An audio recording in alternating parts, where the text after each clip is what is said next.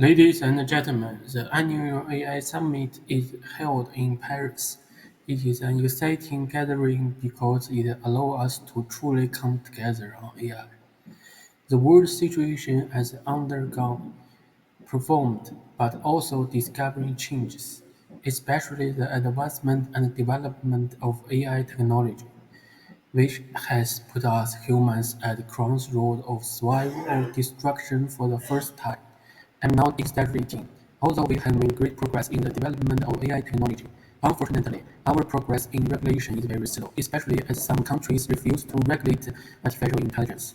This is one particularly shocking when I heard about the Israeli Army's use of the AI system Lavender for so-called counter-terrorism operations during the horrific massacre in Gaza. As far as we know, the Lavender system is a system that can automatically identify and kill so-called terrorists.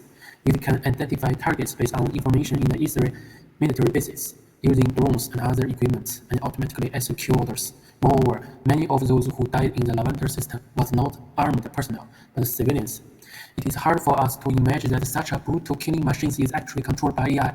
Although the Israeli military defended, claiming that the Lavender system will eventually require human authorization, this development trade is still worrying. This is even more shocking that Mr. West said there should not be any obsolete for the AI system. If such a terrible killing machine is completely controlled by the AI system, or at last most controlled by the AI system, and then if the AI system goes crazy one day, then I'm afraid Mr. West may also become a victim of this AI killing machine. This is why we need strong regulation of AI system, because we cannot entrust our lives to an unknown machine. This is very dangerous and irresponsible. As a world leader, the United States should assume the responsibility of global leadership instead of condemning and encouraging such horrible killings, which is inconsistent with the United States global leadership. Mr. Vance made a long speech trying to illustrate the so-called China threat theory and the risks of the China's AI industry. This is totally unacceptable. This is a Chinese thing. People have a skill in their hearts. Everyone knows who is right and who is evil in their hearts, so there's no need to waste time and work backing here. Mr. Vance said China cannot be trusted. So my question is, can the United States be trusted? I think the answer is of course no. Let's look at what happened in the Ukraine. Just 4 years ago, Mr. Biden, then the United States pushed a terrible war in Ukraine. This was completely avoidable.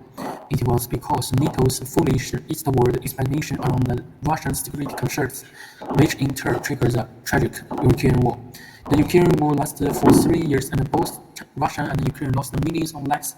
But what about the United States?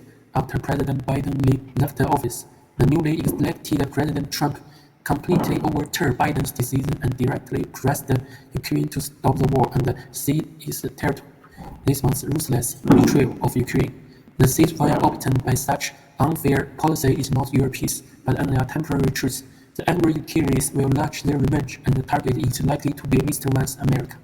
In addition, there is a tragic war in Gaza. Hamas launched a brutal attack on October 7, 2023, resulting in the death of a large number of innocent Israeli civilians. This is outrageous, and Hamas actions should be condemned. But then Israel's retaliation completely exceeded the limit and carried out indiscriminate and brutal massacres of residents in the Gaza Strip. What is the difference between such massacres and the Hamas attack? There's no difference. What is even more interfacing is Israel's complaint for the United Nations and international law. When UN Secretary General Guterres said what happened in Gaza did not happen in America, the Israeli president completely disrespected the authority of the UN Secretary General and humiliated him to the extreme. This is not only a humiliation to the Secretary General, but also a humiliation to all UN member states, to Israel itself, because the establishment of Israel relied on the UN Resolution 181. In the areas surrounding China, the United States has not only ordered so-called allies such as Japan and South Korea to blockade and contain China, but has also exerted extreme pressure on China in the economic and trade fields, on only undermining the world trade orders. That would have been fine. But at the AI summit, Mr. Wang strongly attacked the strong regulation of AI, which is a very dangerous move.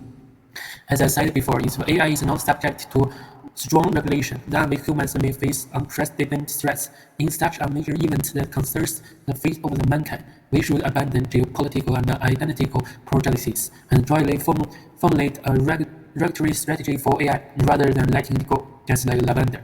We cannot we can no longer tolerate the emergence of another lavender.